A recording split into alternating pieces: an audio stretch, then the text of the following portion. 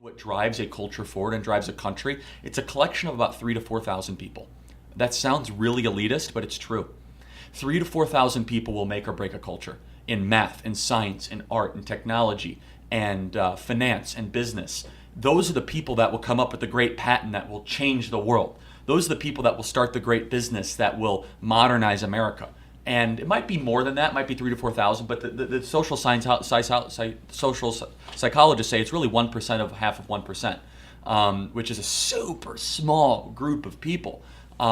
We need to find them, we need to groom them, and those people will do nothing but good for humanity. Nothing but good. And the job that we have, in my opinion, Charlie, I mean, you're a young dude, man. I'm getting up there, but the rest of my life, I want to find those people to inspire others. Totally. So it's triple, quadruple, whatever it is. So us three at this table right now can find those. So there's so many more that'll aspire to be like them, right? Instead of the alternative, where you don't know who they are. And there's so many great examples of them. And let's just think of one that. Bernie Marcus is a great example, non-controversial. Like, who's getting harmed by Home Depot? This is a guy that had failed, quote unquote, many times in his life, started the business in his 50s, now has a multi-billion dollar company. He's worth many billions. He's given away way more money than he's given worth. 50+% of his net worth away, and will give away almost all of it to his foundation by the time he's looking and investing in only sustainable things that'll go on way beyond him. Right? It's amazing. And so, what an awesome story! But I want to find the next 1,000 Bernie Marcuses in the next 100 years. We have to ask ourselves the question: are we creating a country where that is possible? And the answer right now is no. The answer is no. Is that we are on a path that the next Bernie Marcus will become, he'll become an employee, not an entrepreneur. Yeah. That's not okay. And we talked about this before. I've been to Israel a couple times recently, right? Lovely country. And Israel has been doing exactly what you're saying, Charlie, for the last 30, 40 years, right?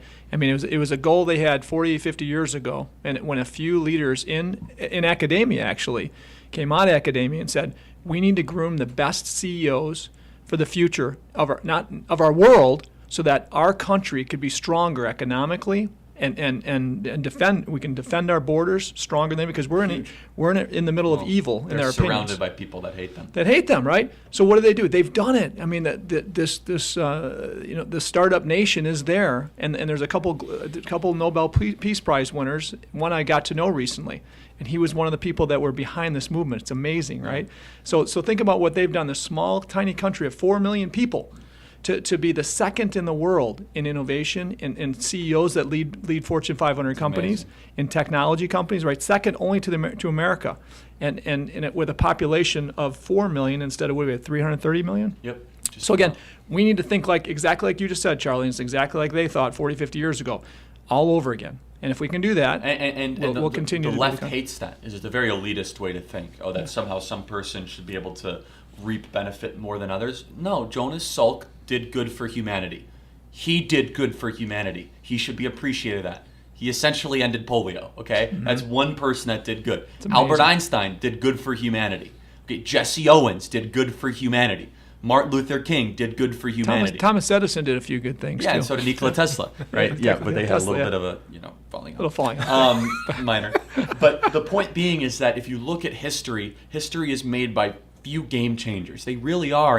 And America has always been the place where those game changers can convene and that take risk. And the other part of why we're the greatest country ever to exist in the history of the world, the greatest culture ever, and will be the greatest culture, no one will ever create anything close to it, is that we have this, the notion, and we take it so for granted, is try. If you try and fail, try again.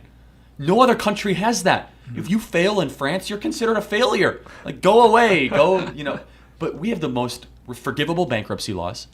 We have a culture where if you fail, we don't say, oh, you're a horrible person. Like, oh, well, what are you doing next? What do you got cooking?